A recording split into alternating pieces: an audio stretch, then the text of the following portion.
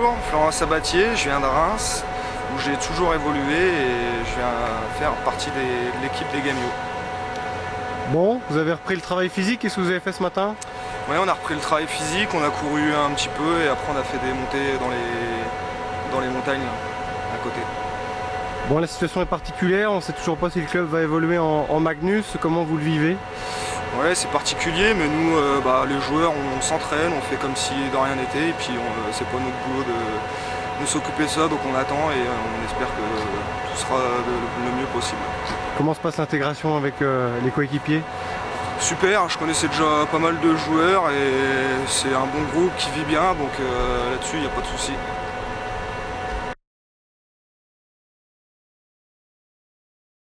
Thibaut Farina, je viens de Briançon, j'ai 22 ans. Je suis né à Briançon, donc voilà. Et je viens ici à Épinal pour jouer au hockey. Bon, comment s'est passé le footing ce matin?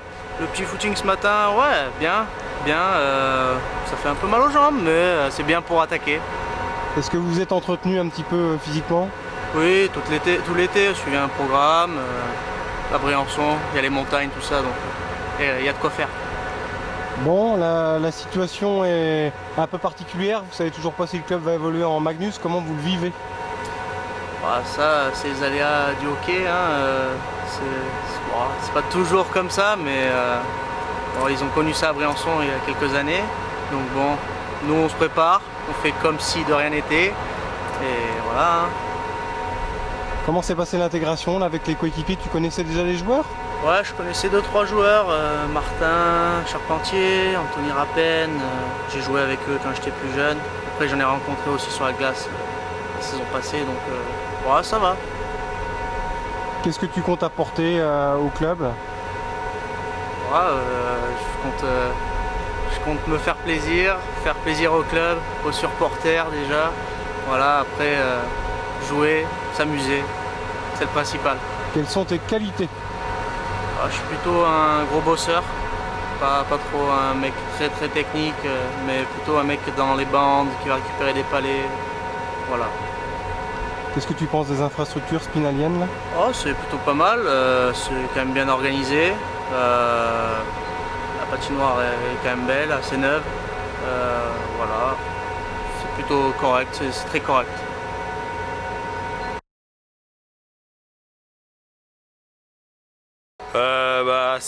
Assez tranquillement, j'allais dire. On aurait dû avoir de la glace, mais elle n'est pas encore tout à fait prête, donc on va la laisser tranquille ce matin et cet après-midi aussi. Et on devrait monter sur la glace demain. Là, c'était simplement footing et sprint en côte, histoire de se mettre en forme pour ce mois d'août. Bon, beaucoup de nouvelles têtes là, c'est ton rôle aussi de les intégrer progressivement? Oui, beaucoup, pas énormément non plus. On a quand même gardé une grosse ossature par rapport à l'année dernière.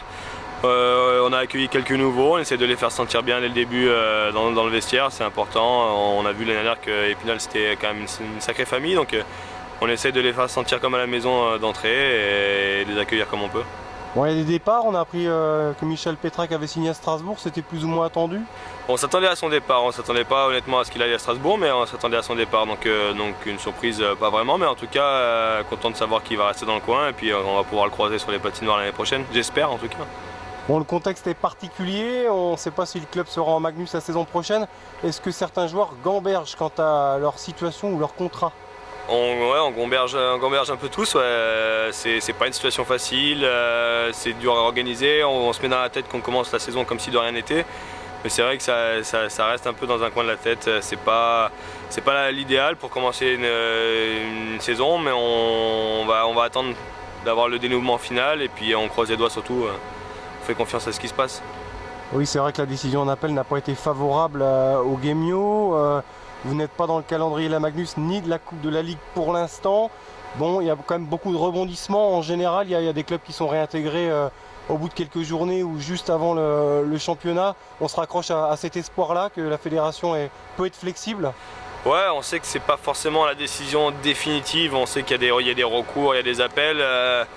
C'est dur parce qu'on est entre l'idée de chercher ailleurs ou de rester avec ce club en attendant la décision, donc c'est pas facile, mais Mais on attend, on a quelques infos, on sait qu'il y a quelques discussions qui se passent en ce moment, donc on espère que le club et la fédération vont trouver un accord positif. Bon, personnellement, est-ce que tu as des clubs qui t'ont contacté ou des agents qui t'ont fait part de l'intérêt de quelques clubs? Oui, bah, c'est le cas un peu de pas mal de joueurs ici. Ils savent que si jamais ça se passe mal pour Épinal, pas mal de joueurs seront disponibles. Donc j'ai eu des appels, d'autres ont eu des appels aussi. C'est normal et c'est fait dans le respect quand même d'Épinal en disant qu'il fallait quand même attendre la décision définitive de ce qu'il arrive dans le club. Donc voilà, c'est des contacts au cas où. Nous on s'assure des portes de sortie. Mais bon, on est quand même solidaire avec Épinal et on espère tous que ça va aller au bout. Oui, donc les clubs gardent toujours une petite partie de budget pour enrôler des joueurs en dernière minute. Ça fait partie un petit peu du marché?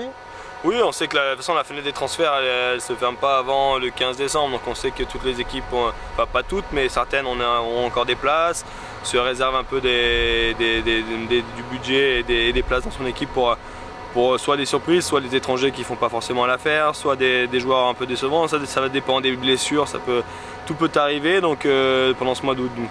Donc voilà, il y a quelques places, disponibles, il y a quelques clubs qui sont intéressés. Maintenant, on s'est quand même mis dans la tête qu'on ferait de cette saison avec Épinal. On sait qu'on a vécu une aventure extraordinaire l'année dernière, on a envie de recommencer et même d'aller plus loin. Donc ce serait un peu décevant de ne pas pouvoir faire partie de cette aventure cette année-là. Bon, dans ta tête, c'est clair, si Épinal est en D1, D2 ou D3, tu trouveras un autre port d'attache, quoi.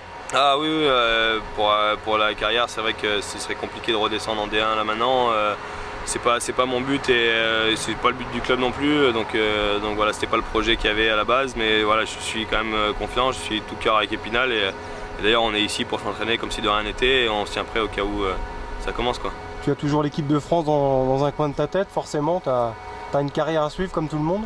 Ouais, forcément, c'est pas mon but de rétrograder avec le club si jamais il se passe quelque chose. Donc j'essaierai de trouver un autre club et poursuivre le développement et continuer à travailler.